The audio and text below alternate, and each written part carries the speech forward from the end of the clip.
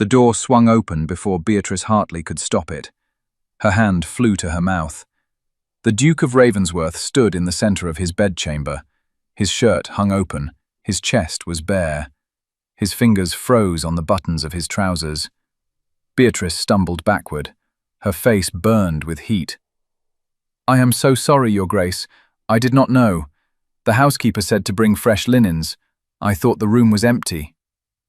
He did not move. His dark eyes locked onto hers. A slow smile curved his lips. It was not a kind smile. It held something dangerous, something that made her heart pound against her ribs. "You have seen me in a state of undress," he said. His voice was low and smooth. "It seems only fair that I receive the same privilege." Her mouth went dry. "Your Grace, I cannot." "Cannot?" He took a step toward her. "Or will not." She clutched the linens to her chest like a shield. "Please, I meant no harm. I will leave at once." "You will stay," he commanded. "Close the door." Her hands shook so badly the linens nearly fell. This was it. This was the moment her stepmother had warned her about. Men of power took what they wanted. Women like her had no choice, no voice, no escape. She was 26 years old, too old for marriage, too plain for love. Her stepmother reminded her of these facts every single day. When her father died 2 years ago, she had hoped for freedom. Instead, she found herself more trapped than ever. Her stepmother, Lady Margaret Hartley, had wasted no time. She took control of the household. She took control of Beatrice's small inheritance. She made sure Beatrice understood her place. "You are a burden," Lady Margaret had said just that morning. "Your father left debts. Debts I must pay. The least you can do is earn your keep." So Beatrice had become a servant in her own home. She cooked, she cleaned, she mended clothes until her fingers bled. Her stepsisters, both younger and prettier, laughed at her. They called her the family maid. When the letter came from the Duke of Ravensworth, Lady Margaret had seized the opportunity. The Duke needed household staff for his country estate. Lady Margaret had offered Beatrice's services without asking permission. "You will work for the Duke," Lady Margaret announced. "You will send your wages home. Perhaps then you will be worth something." Beatrice had arrived at Ravensworth Manor just 3 days ago. The estate was massive. Cold stone walls stretched toward grey skies. The gardens were beautiful but neglected. The servants whispered about the master. He was young for a duke, only 30 years old. He had inherited the title when his father died 5 years past. His mother passed shortly after. He had been engaged once. The woman had broken the engagement without explanation. Now he lived alone in this vast, empty house. The servants said he was cold, distant. He kept to himself. He rarely entertained guests. He seemed to prefer solitude to company. Mrs. Davies, the housekeeper, had taken pity on Beatrice. "Stay out of his way," she advised. "Do your work quietly. He does not like to be disturbed." Beatrice had tried. She truly had. But now she stood in his bedchamber, the door closed behind her. The Duke watched her with those penetrating dark eyes. He was handsome. She could not deny that. His black hair fell across his forehead. His jaw was strong and clean-shaven. His shoulders were broad beneath that open shirt. But his beauty felt cold, like marble statues in a museum. Perfect, but lifeless. "What is your name?" he asked. "Beatrice Hartley, Your Grace." "Miss Hartley, you have placed me at a disadvantage." He gestured to his half-dressed state. "I find myself unexpectedly vulnerable." "I will forget what I saw," she said quickly. "I promise. Please just let me go." He tilted his head. Something flickered in his eyes. Was it amusement or something else? "You think I mean to harm you?" It was not a question. He stated it as fact. She did not answer. Her silence spoke for her. He exhaled slowly. The dangerous smile faded. His expression shifted into something harder to read. "I am not a monster, Miss Hartley. despite what the servants may whisper. "I have heard nothing, Your Grace." "Liar." But he said it without heat. "Everyone talks. I know what they say. The cold duke, the lonely master, the man who drives away everyone who tries to care for him." She blinked. She had not expected honesty. Men of his station did not explain themselves to servants. He turned away from her. He buttoned his shirt with efficient movements. "You may leave, but first, tell me why you are here." "The housekeeper sent me with linens, Your Grace." "No. I mean, why are you working as a servant?" He glanced over his shoulder. "You speak like an educated woman. You carry yourself with dignity. Your hands are soft, not the hands of someone who has worked in service long." Heat crept up her neck. How did he see so much?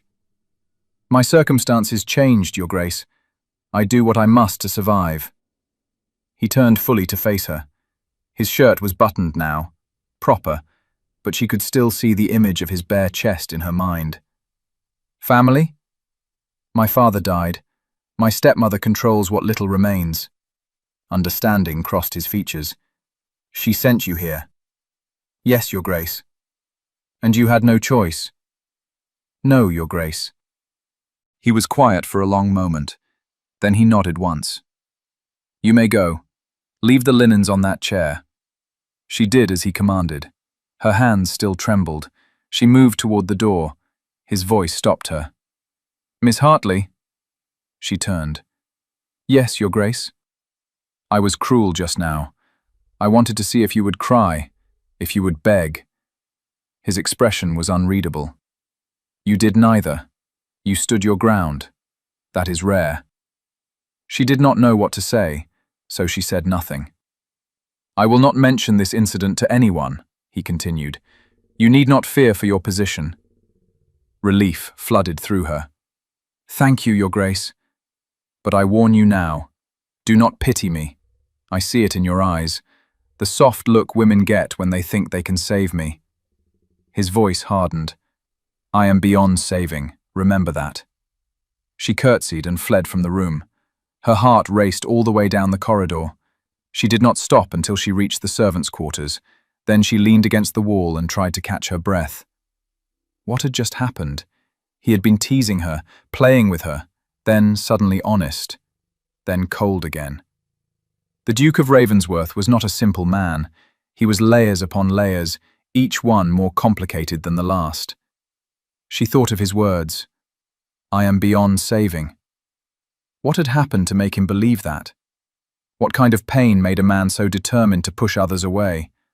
"Stop it," she told herself. "He warned you not to pity him. Do not make that mistake." But as she returned to her duties, she could not stop thinking about the sadness she had seen in his eyes.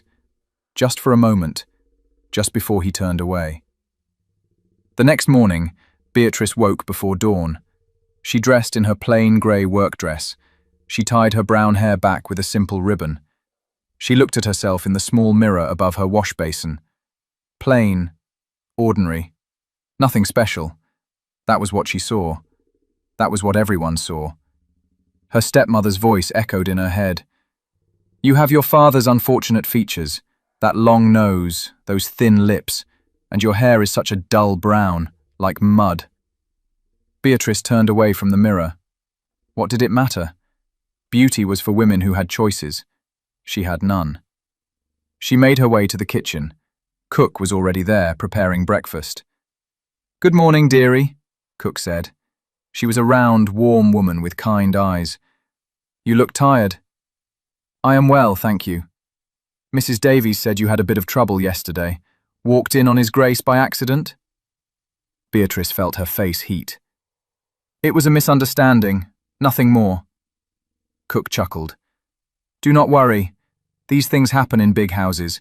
The Duke is not one to make trouble over small matters. He keeps to himself mostly. Barely eats half of what I send up." "Does he have no friends? No visitors?" "Not anymore." Cook lowered her voice. "There was a lady once. Beautiful thing. Lady Caroline something or other. Everyone thought they would marry. Then she left. Broke the engagement. ran off with some baron's son. How terrible. Terrible for her. That baron's son gambled away his fortune within a year. She married for love and ended up in poverty. Cook shook her head. The Duke, though, he has not been the same since. He was always serious, but after that, he shut himself away. It has been 3 years now. Beatrice felt a pang of sympathy. She pushed it away. He had told her not to pity him. "Right then," Cook said. "Take this tray up to the morning room. His Grace takes breakfast at 8 o'clock sharp. Do not be late." Beatrice carried the heavy silver tray up the servants' stairs. The morning room was bright with sunlight. Large windows overlooked the gardens. The Duke sat at the table with a newspaper. He looked up when she entered. His expression revealed nothing. "Miss Hartley." "Your Grace." She set the tray down carefully. She began arranging the dishes on the table. "You are replacing Mary?" "Just for this morning, Your Grace. Mary has taken ill." He nodded. He returned his attention to the newspaper. She worked in silence. She could feel his presence like heat from a fire. It made her nervous. Her hands shook slightly as she poured his tea. "How are you finding Ravensworth Manor?" he asked suddenly. She nearly dropped the teapot. "It is a beautiful estate, Your Grace." "That is not what I asked." She set the teapot down. She met his eyes. "I am finding it tolerable, Your Grace. The work is hard but honest. The other servants are kind." "And the master? What do you think of him?" The question was a trap. She knew it, but she answered honestly anyway. "I think he is lonely." His jaw tightened. "I told you not to pity me." "That is not pity, Your Grace. That is observation." Something flickered in his eyes. Surprise? Interest? She could not tell. He set down his newspaper. "You are bold for a servant." "I am bold for anyone, Your Grace. It has always been my greatest flaw." The corner of his mouth twitched, almost a smile. "Most people consider boldness a virtue. Most people do not have stepmothers who disagree." This time he did smile. It was small, brief, but real. It transformed his face. For just a moment he looked younger, less burdened. "You may speak freely with me," he said. "I find most conversation tedious, but you are interesting." "I do not know if that is a compliment, Your Grace." "Neither do I." He picked up his fork. "That will be all, Miss Hartley." She curtsied and left. But as she walked back to the kitchen, she felt something strange. Something she had not felt in years. Hope. Days passed. Beatrice fell into a routine. She worked hard. She kept her head down. But somehow, she kept encountering the Duke. She found him in the library one afternoon. He stood by the window, staring out at the rain. He did not notice her at first. She was supposed to dust the shelves, but she hesitated. He looked so alone, standing there. "The rain makes everything gray," he said without turning around. "Gray sky, gray land, gray mood." "I like the rain," she replied softly. "It makes everything clean." He turned to look at her. "An optimist. How rare." "Not an optimist, Your Grace. Just someone who has learned to find small joys." He moved closer. "What small joys have you found here?" She thought carefully. "The library. The books. I have not had access to so many books in years." "You read?" "When I can, Your Grace.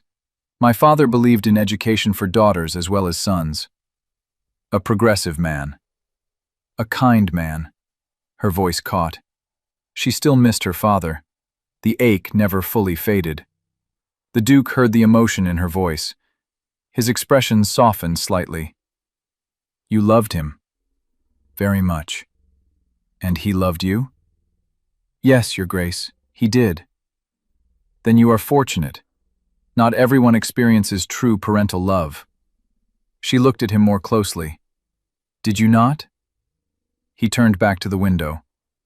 "My father cared about the title, the legacy, the family name. I was simply the heir, the vessel to carry forward his bloodline. And your mother? She tried, but she was fragile, delicate. My father's coldness broke her spirit. When he died, she simply faded away. His voice was flat, emotionless, but she heard the pain underneath. I was not enough to keep her here. That was not your fault. Was it not? He glanced at her. Perhaps if I had been a better son, more attentive, more loving. Or perhaps she was too wounded to heal. Some pain runs too deep. He stared at her, really looked at her, not past her, not through her, at her. You understand loss? Yes, Your Grace, I do. They stood in silence. The rain continued to fall, but the silence was not uncomfortable. It felt shared, like they were two people standing together against the storm. You may borrow any book you wish, he said finally. Read whenever you have free time. Your Grace, I could not. You can. You will. He moved toward the door. Then he paused. Miss Hartley? Thank you. For what, Your Grace? For not pretending everything is fine. For being honest. He left before she could respond. Beatrice stood alone in the library. Her heart felt strange, warm, full. She had not expected kindness from the cold Duke, but he had shown her more consideration in these few encounters than her own stepmother had shown in 2 years. That evening she received a letter. Mrs. Davies brought it to her in the servants' hall. From London, the housekeeper said. From Lady Margaret Hartley. Beatrice's stomach sank. She opened the letter with dread. Her stepmother's handwriting was sharp and angular. Beatrice, you have been at Ravensworth Manor for 2 weeks. You should have sent wages by now. Your stepsisters need new dresses for the season. Do not disappoint me. Remember, you owe everything to this family. Do not forget your place. Send money immediately. No greeting, no asking how she was, just demands. Always demands. Beatrice crumpled the letter. Anger burned in her chest. She had sent her first wages just yesterday. It was not enough. It would never be enough. Her stepmother would bleed her dry and still ask for more. Bad news? Cook asked gently. Family troubles, Beatrice managed. Family can be the hardest burden, Cook agreed. But you are safe here. His Grace is a good master. Fair. He will not turn you out as long as you do your work. Safe. The word felt foreign. Beatrice had not felt safe in so long. Could this cold manor house actually become a haven? That night she could not sleep. She lay in her narrow bed and stared at the ceiling. Her mind raced with worries. What if her stepmother demanded she return home? What if she never escaped that house of criticism and cruelty? She rose before dawn. She dressed quietly. She needed air, space to breathe. She slipped out through the servants' entrance. She walked into the gardens. The sun was just beginning to rise. Pink and gold light painted the sky. The air was cool and fresh. Dew covered the grass. Everything smelled green and alive. She walked along a stone path. She found herself in a rose garden. The roses were overgrown, wild, but beautiful in their chaos. She touched a soft petal. It was the color of sunrise, pale pink fading to cream. Could you not sleep either? She jumped. The Duke stood a few feet away. He wore riding clothes. His dark hair was windblown. He must have been out riding already. Your Grace, I apologize. I should not be wandering the grounds. Why not? The gardens are meant to be enjoyed. He came closer. He looked at the roses. My mother planted these, before she became too ill to leave her room. They are beautiful.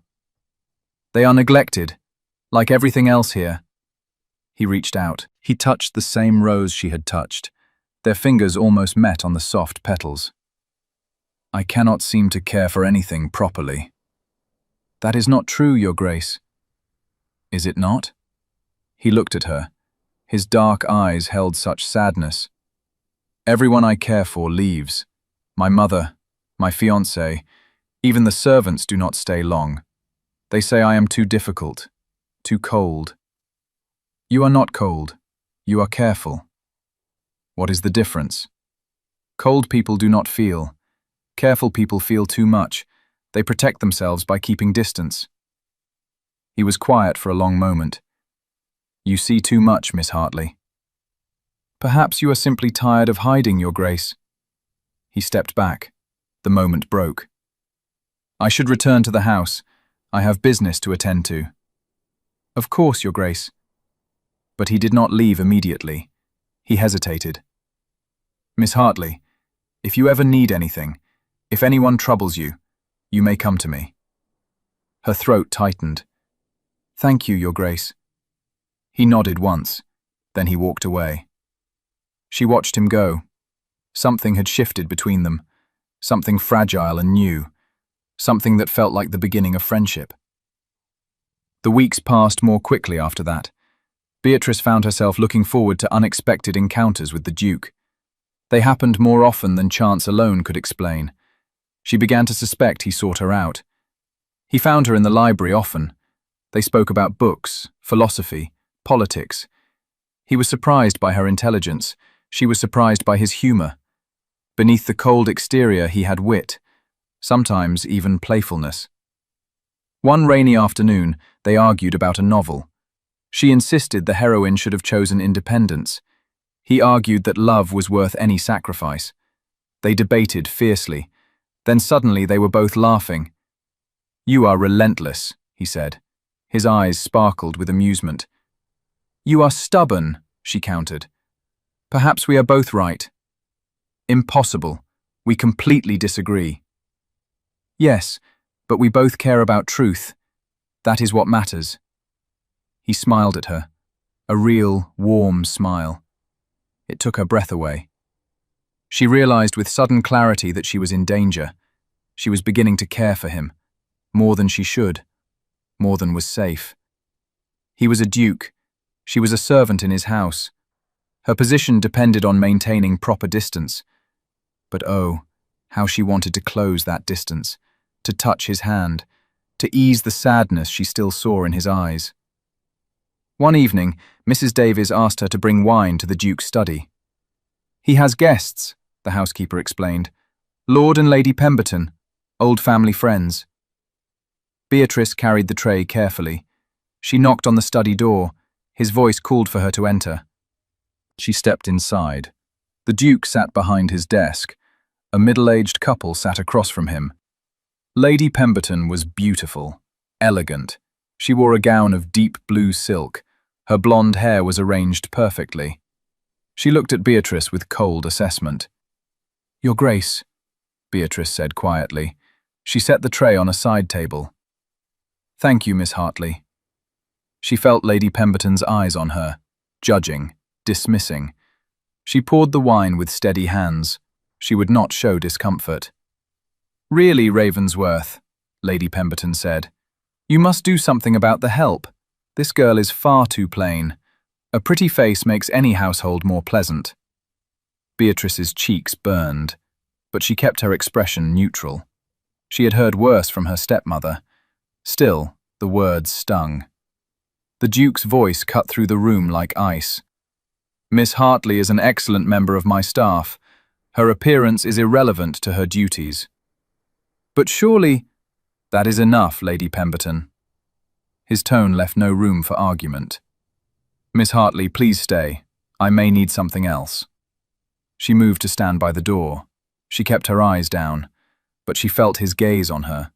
Protective, almost possessive. Lord Pemberton cleared his throat.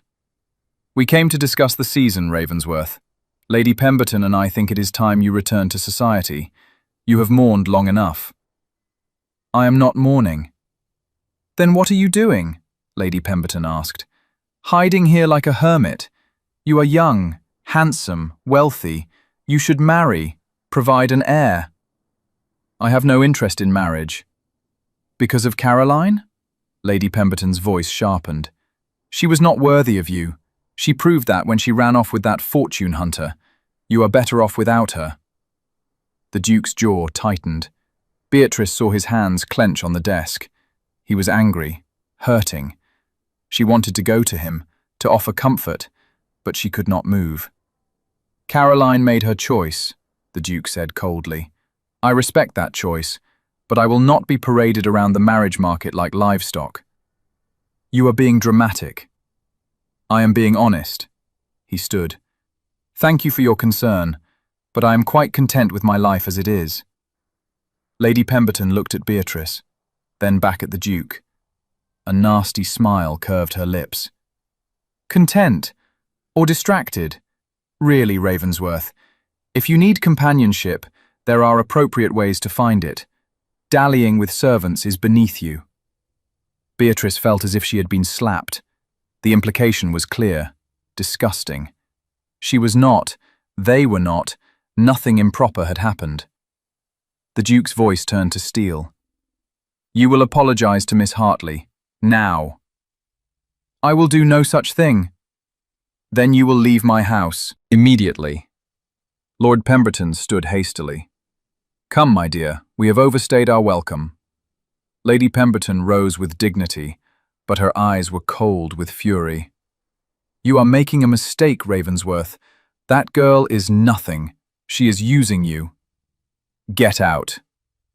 They left. The door closed behind them. Silence filled the study. Beatrice stood frozen. She felt dirty, ashamed, even though she had done nothing wrong. "Miss Hartley." She looked at him. His expression was fierce, almost dangerous. "Your Grace, I should go." "No." He moved around the desk. He came to stand before her. "Look at me." She forced herself to meet his eyes. What she saw there made her breath catch. Fury, yes, but also something else. Something that looked almost like... What that woman said was vile, untrue. You are not nothing. You are intelligent, kind, brave. He reached out. His hand hovered near her face but did not touch. "If anything, I am the one who is unworthy." Tears burned her eyes. She blinked them back. "Your Grace." "William. My name is William." "I cannot call you that." "Why not? When we are alone, please." His voice softened. "I am tired of being your Grace. I want to be simply William, at least with you." Something cracked open inside her chest, something painful and beautiful all at once. "William," she whispered. He closed his eyes. "Say it again." "William." Again. "William." When he opened his eyes, they burned with intensity. "Beatrice. May I call you Beatrice?" "Yes." They stood so close. She could feel the heat of his body. She could see the rise and fall of his chest. His breathing had quickened, so had hers. "I should not feel this way," he said roughly. "You work in my household. I have power over you. It is wrong." "What do you feel?" "Everything." His hand finally touched her face, just fingertips against her cheek, the gentlest touch. "I feel everything when I am near you. For 3 years I have felt nothing. I thought I was dead inside. Then you walked into my bedchamber by accident, and suddenly I was alive again." She leaned into his touch. "I feel it too." "This cannot be." "I know." "I am a duke. You are a servant. I know." Pain lanced through her. "We come from different worlds." "I do not care about that." His other hand cupped her face. Now he held her gently between his palms.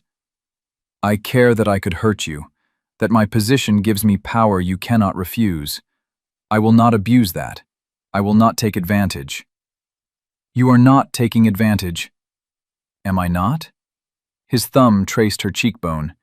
"You depend on this position for survival. Your stepmother sent you here. You have nowhere else to go. How can you freely choose anything when you are trapped?" His words cut deep, because they were true.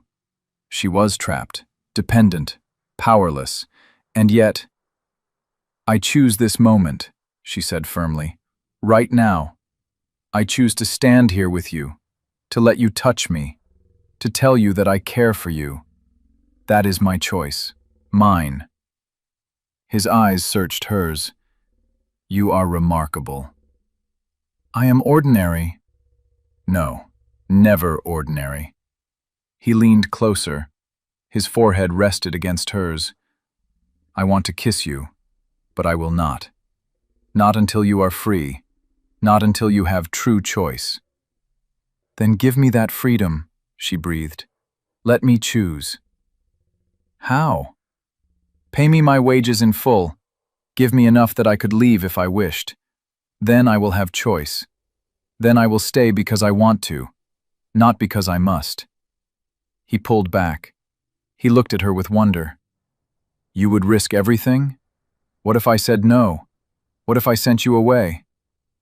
"Then I would know you did not care as much as I do." A slow smile spread across his face. It was beautiful, radiant. "You are calling my bluff." "I am being honest." He laughed, actually laughed. The sound was rusty, as if he had not used it in years. "Very well. Starting tomorrow, your wages will be tripled, paid directly to you, not sent to your stepmother. You will have your own bank account. Your freedom." Her heart soared. "You would do that?" "I would do anything for you." His expression turned serious. "And if you choose to leave, I will give you a good reference. I will make sure you have choices, real ones." Tears spilled down her cheeks. "Why are you so good to me?" "Because you see me, the real me. Not the title, not the money, not the sad story of the jilted duke. You see William, the man who is lonely, who is lost, who desperately wants to believe that love exists. It does exist. Does it?" "Yes." She covered his hands with hers. "I am falling in love with you, William. Whether that is wise or foolish, I cannot say. But it is true." He made a sound, something between a laugh and a sob. "I am already lost. I fell in love with you when you stood in my bedchamber and refused to cry. When you looked at me with dignity despite your fear. When you were brave. Then we are both lost. Or both found." He pulled her into his arms. She went willingly. Her head rested against his chest. She could hear his heartbeat, strong and fast. He held her like she was precious, breakable, beloved. "I do not know how this will work," he murmured into her hair. "Society will crucify us. Your stepmother will cause trouble. There will be scandal." "I do not care about scandal." "You should. It will touch you. People will say terrible things. Let them. I have been called terrible things my whole life. At least now I will have love to sustain me." He tightened his arms around her. "I will protect you, I swear it. And I will stand beside you, no matter what comes." They held each other as the evening light faded outside the windows. For the first time in years, neither of them felt alone. They had found each other, against all odds, against all logic. They had found home. The next days were like a dream. Beatrice woke each morning with joy in her heart. She moved through her duties with lightness. Everything seemed brighter, more beautiful. The world had color again. William was different too. The servants noticed. Cook commented that His Grace actually smiled at breakfast. Mrs. Davies remarked that he seemed younger, lighter, more at peace. They were careful. They did not display affection in front of others, but they found moments. Stolen conversations in the library, walks in the garden at dawn, quiet evenings in his study after the other servants retired. He told her about his childhood, about growing up in a cold house with colder parents, about learning early that love was conditional, that he must be perfect to earn even basic affection. She told him about her father, about the joy of her early years, then the darkness that came when her stepmother entered their lives, the slow erosion of her confidence, the daily reminders that she was unwanted. They healed each other, word by word, touch by touch, moment by moment. One evening, he gave her a book. It was old, leather-bound, beautiful. "This was my mother's," he said. "She loved poetry. I want you to have it." Beatrice held it carefully. "I cannot accept something so precious." "You are more precious to me than any object. Please, take it." She opened the cover. Inside, written in fading ink, were words, "To my son William, may you find love as true as poetry. Mother." Tears filled her eyes. "She wanted you to be happy." "Yes, I think she did." He pulled Beatrice close. "I wish she could have met you. She would have loved you. I would have loved her." He kissed her forehead, then her temple, then her cheek. Each kiss was reverent, gentle. "Soon," he whispered, "soon I will make you my wife. I will give you my name, my protection, everything I have. I do not need everything. I only need you. You have me, completely, forever." But happiness, Beatrice had learned, was often fragile, easily broken. The storm came sooner than either of them expected. 2 weeks later, a carriage arrived. Beatrice was in the kitchen when Mrs. Davies came running. "Your stepmother is here," the housekeeper said. "She is demanding to see you, and the Duke." Beatrice's blood ran cold. "Did she say why?" "No, but she is angry, very angry." Beatrice set down her work. She walked to the front hall. Lady Margaret stood there in her finest travelling dress. Her face was red with fury. Behind her stood Beatrice's 2 stepsisters. They smirked at her. "There you are," Lady Margaret spat. "You ungrateful wretch. You have been keeping your wages. You were supposed to send them home." "The Duke pays me directly now," Beatrice said. Her voice was steady despite her fear. "Those wages are mine to do with as I wish." "How dare you speak to me that way, after all I have done for you?" "What have you done for me? You took my home, my inheritance. You made me a servant in my own house." Lady Margaret's eyes narrowed. "The Duke has spoiled you, given you ideas above your station. Well, I will put an end to that. You are coming home, now." "I am not going anywhere with you." "You have no choice. I am your guardian until you turn 30. You will do as I say." "Actually, she does have a choice." William's voice cut through the tension. He stood at the top of the stairs. He descended slowly. His presence filled the hall. He looked every inch the powerful Duke. Cold, commanding, dangerous. Lady Margaret curtsied hastily. "Your Grace, I apologize for the disturbance. I have come to collect my stepdaughter. She is needed at home. Miss Hartley will not be leaving Ravensworth Manor." "With respect, Your Grace, I am her legal guardian." "Not any more." William reached Beatrice's side. He stood close, protective. "Miss Hartley is of age to make her own decisions. She has chosen to remain in my employ. I respect that choice." "She has been filling your head with lies." "The only lies I have heard came from you just now." His voice turned icy. "Miss Hartley has told me everything. How you stole her inheritance, how you abused her for years, how you sent her here hoping to profit from her labor." Lady Margaret's face paled. "She exaggerates." "Does she?" "I have already contacted my solicitor. He is investigating your management of the Hartley estate. If we find evidence of theft or fraud, you will face consequences." "You cannot threaten me." "I am not threatening. I am promising." He glanced at the stepsisters. They shrank back. "You will leave now. You will not contact Miss Hartley again. If you do, I will ensure your social ruin. Am I clear?" "This is outrageous. Am I clear?" Lady Margaret's mouth snapped shut. Fury blazed in her eyes, but she nodded. She knew she had lost. "Very well, Your Grace. But know this, if you involve yourself with her, Society will destroy you. She is nothing, a nobody. You will be laughed at. Then let them laugh. I care nothing for society's opinion. You will. When they cut you, when they refuse your invitations, when they sneer at your wife. That is enough. William's voice dropped to a deadly quiet. Get out of my house. Lady Margaret drew herself up with dignity, but her hands shook with rage.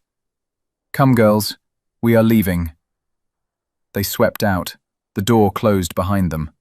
Silence fell. Beatrice stood frozen. Her mind spun. Wife. He had said wife. Beatrice. She looked at him. Did you mean it? Mean what? Wife. You said your wife. His expression softened. I did. I should have asked you properly. I had plans. A romantic proposal. But apparently I cannot help myself. He took her hands. Beatrice Hartley, you have brought light into my darkness, joy into my loneliness, love into my life. Would you do me the honor of becoming my wife, my duchess, my partner in all things? She could not speak. Tears choked her, so she nodded, over and over. Yes, yes, yes. He pulled her into his arms. He kissed her, really kissed her. His lips were warm and firm. The kiss held promise, passion, forever. She melted into him. She poured all her love into that kiss. When they finally pulled apart, they were both breathless. He rested his forehead against hers. We will face trouble, you know that. I know. Society will reject us at first. I do not need society. They will call you a fortune hunter, an opportunist. Let them. I know the truth. You know the truth. That is enough. He cupped her face. You are so brave. No, I am just in love. That is the bravest thing of all. Mrs. Davies cleared her throat behind them. They jumped apart. The housekeeper smiled. Forgive me, Your Grace, but the entire staff heard that proposal. We are all waiting to congratulate you both. William laughed. Of course they are. Let them in, Mrs. Davis. The servants poured into the hall. Cook was crying happy tears. The maids giggled and hugged Beatrice. The footman clapped William on the back. It was chaos. Beautiful chaos. We are having a ball, William announced. To celebrate the engagement, I will invite everyone. Let society see that I am proud of my choice. Your Grace, Mrs. Davies said hesitantly, perhaps a smaller gathering first, to ease Miss Hartley into her new role? No. Beatrice stepped forward. A ball is perfect. Let them all see. Let them talk. I will not hide. I will not be ashamed. William looked at her with such love. My fierce Duchess. Your only Duchess. My forever Duchess. The preparations for the ball consumed the next 2 weeks. Beatrice found herself caught between two worlds. She was still a servant, but also the future Duchess. It was awkward, strange, but the staff adjusted. Most of them were happy for her. William bought her dresses, beautiful gowns in silk and satin. She protested. He insisted. You must look the part, he said. Not for me. I would love you in rags, but for you, so you feel confident. The night of the ball arrived. Beatrice dressed in a gown of deep emerald green. It brought out the colour of her eyes. Her hair was arranged in soft curls. She barely recognized herself in the mirror. She was still plain. Nothing could change her long nose or thin lips, but she glowed. Love had made her beautiful. Not in feature, but in spirit. William came to escort her. He stopped in the doorway. His eyes widened. Beatrice, is it too much? It is perfect. You are perfect. He offered his arm. Ready to face the wolves? With you beside me, I can face anything. They descended the stairs together. The ballroom glittered with candlelight. Guests filled the space, nobles in their finest clothes. They all turned to stare. Whispers rose like wind through trees. That is her. So plain. What is he thinking? She must have trapped him somehow. Beatrice lifted her chin. She would not let them see her hurt. William's hand covered hers on his arm, giving her strength. He led her to the center of the room. The orchestra fell silent. "My friends," William's voice rang out, "thank you for coming tonight. I have an announcement. I am engaged to Miss Beatrice Hartley. She will be my Duchess, my wife, my everything. I hope you will welcome her with the respect she deserves." The silence was deafening. Then, slowly, a few people began to clap. Others joined. Not everyone, but enough. It was not the warm welcome Beatrice might have hoped for, but it was a beginning. The music started again. William swept her into a waltz. They moved across the floor. His eyes never left hers. "You are doing beautifully," he murmured. "They hate me." "Some do. Some are curious. Some do not care.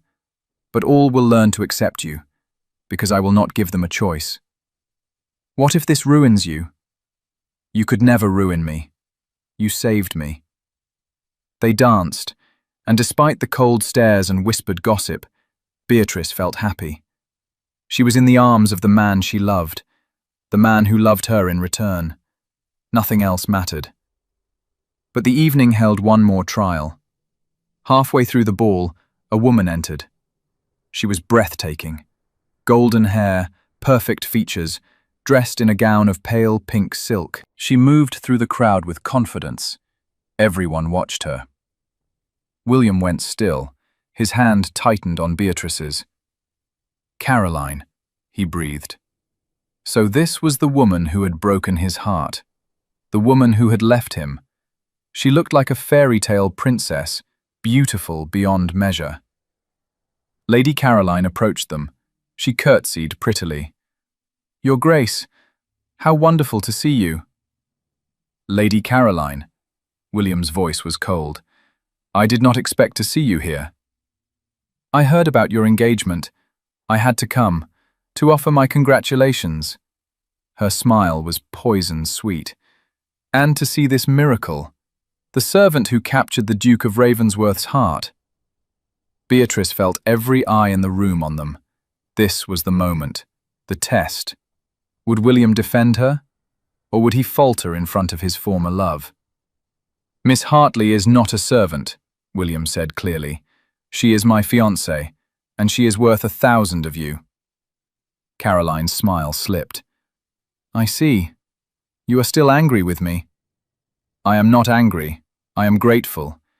You showed me your true nature before we married. You saved me from a lifetime of disappointment." "You cannot mean that." "I do." He pulled Beatrice closer. "You chose wealth and status over love. Beatrice chose love. She had nothing to gain from caring for me, but she did anyway. She saw me, truly saw me. That is worth more than all the beauty and breeding in the world." Caroline's face turned ugly. "You are a fool. She will make you a laughingstock." "Then I will laugh louder than anyone," he bowed. "If you will excuse us, Lady Caroline, I would like to dance with my future wife." He swept Beatrice away. She was shaking. "That was terrifying." "But you held your ground. I am proud of you." "She is so beautiful." "She is empty. You are full of life, full of love. That is true beauty." Beatrice looked into his eyes. She saw only sincerity, only love. "I love you, William. And I love you, Beatrice, more than words can express." The rest of the ball passed in a blur. Some guests warmed to Beatrice, others remained cold. But William never left her side.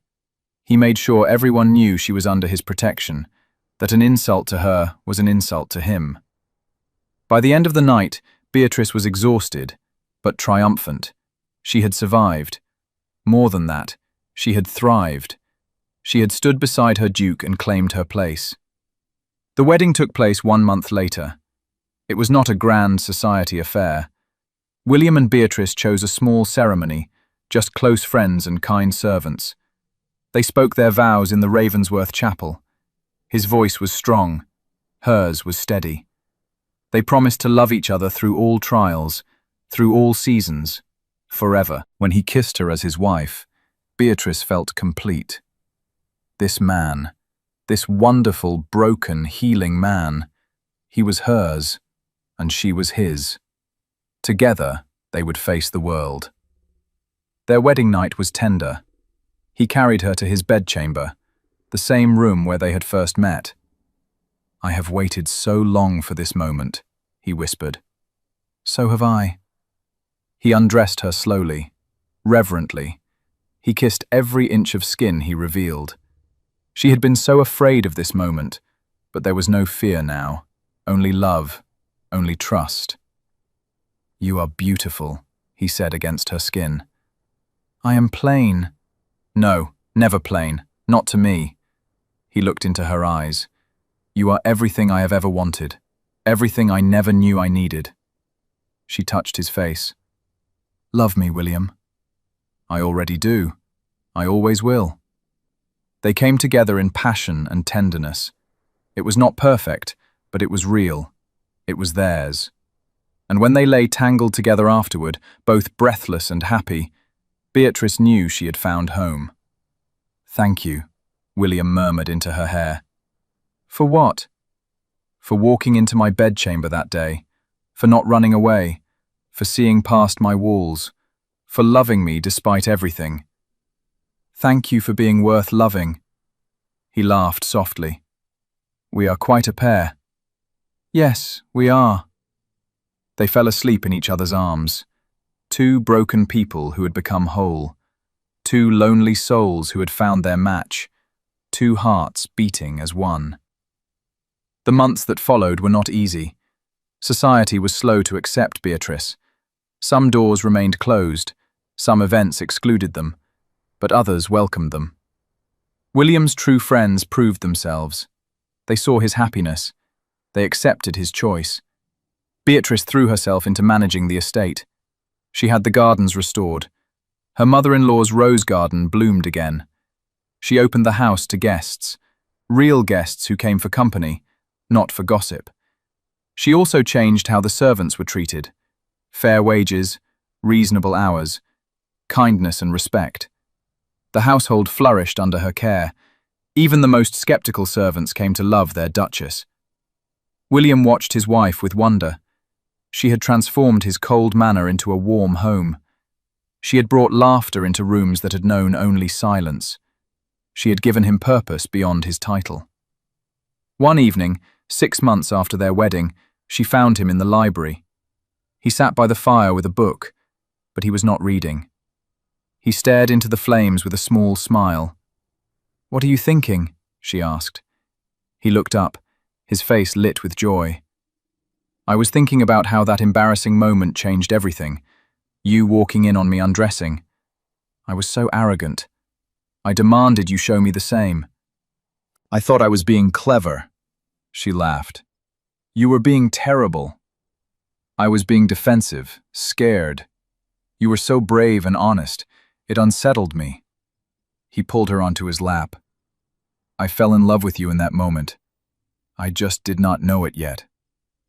I was terrified." "I know. I am sorry for that." "Do not be. That terror led to this." She gestured around them. "To love, to happiness, to home." He kissed her softly. "I never believed in fate, but perhaps we were meant to find each other. Two broken people stumbling into love." "Not stumbling, walking," she smiled against his lips.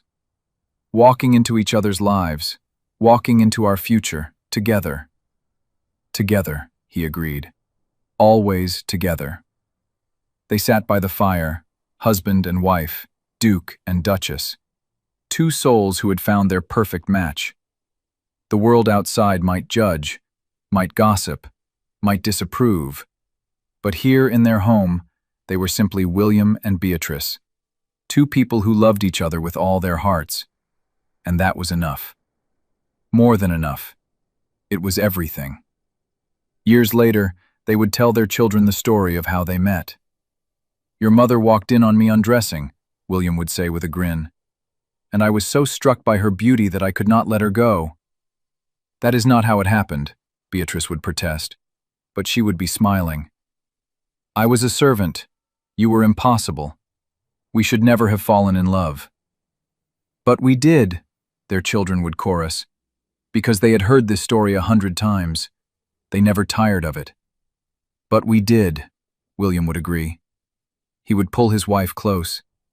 "And I am grateful every single day. For her courage, for her love, for walking into my life and refusing to walk away." "I could not walk away," Beatrice would whisper. "You were worth staying for." And in those moments their children would see the truth. True love existed. It was not always easy. It was not always perfect. But it was real. And it was worth fighting for. The Duke and Duchess of Ravensworth lived a long and happy life. They faced trials. They weathered storms. But they faced them together, hand in hand, heart to heart, soul to soul. And it all began with an embarrassing moment. A demand that seemed arrogant but hid vulnerability. A brave woman who saw past the cold exterior to the lonely man beneath. A powerful man who recognized worth beyond status or beauty. It began with two people who were brave enough to risk their hearts, to trust, to love, to choose each other against all odds. That is the magic of true love. It finds us when we least expect it, in the most unlikely places, through the most impossible circumstances. And once it takes root, nothing can destroy it. Not gossip, not scandal, not the cruelty of the world. Love conquers all. Not because it is easy, but because it is worth every battle, every sacrifice, every moment of fear and doubt. William and Beatrice proved that. Two people from different worlds, two hearts that should never have met. But they did meet. They did love. They did triumph. And they lived happily ever after. Not because everything was perfect, but because they had each other. And that was the greatest treasure of all.